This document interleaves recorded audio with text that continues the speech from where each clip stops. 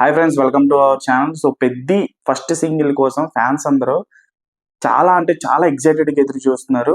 అసలు ఎప్పుడైతే ఆ లీక్ బిట్ ఏదైతే రిలీజ్ అయిందో మొత్తం సోషల్ మీడియాలో అంతా ఫుల్ వైరల్ అయిపోయింది. అసలు ఏఆర్ రెహమాన్ గారి వాయిస్ నెక్స్ట్ లెవెల్లో ఉంది. ఒక ఏఆర్ రెహమాన్ మార్క్ మెలోడీ మళ్ళీ చాలా సంవత్సరాల తర్వాత మనం వినబోతున్నాం అనేటువంటి ఎక్సైట్మెంట్ ఫ్యాన్స్ లో కలిగింది. సో ఇప్పుడు ఈ సాంగ్ ఎప్పుడు వస్తుందనంటే, సాంగ్ వచ్చేసి దివాళీ రోజున 20వ తారీఖు దివాళీ అంటున్నారు అఫీషియల్ గా. సో 20వ తారీఖున మనకి అనౌన్స్మెంట్ అనేది వస్తుంది, పోస్టర్ అనౌన్స్మెంట్. సో ఆ పోస్టర్ అనౌన్స్మెంట్ లో మనకి డేట్ అనేది ఇస్తారు. సో నెక్స్ట్ మంత్ అయితే ఖచ్చితంగా సాంగ్ వచ్చేస్తుంది. So next month A R Rahman గారి కాన్సర్ట్ కూడా ఉంది నవంబర్లో. సో ఖచ్చితంగా అదే రోజు రివీల్ చేస్తారా?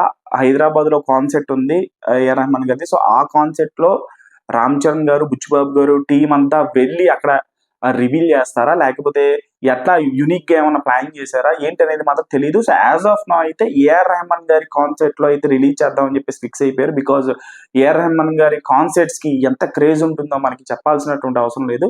సో అటువంటి కాన్సర్ట్స్ లో రిలీజ్ చేస్తే ఖచ్చితంగా మంచి మెలోడీ సాంగ్ కాబట్టి ఫుల్ వైబ్ అవుతారు అక్కడ ఉండేటువంటి యూత్ కానీ, ఏఆర్ రెహమాన్ గారి ఫ్యాన్స్ అందరు కూడా.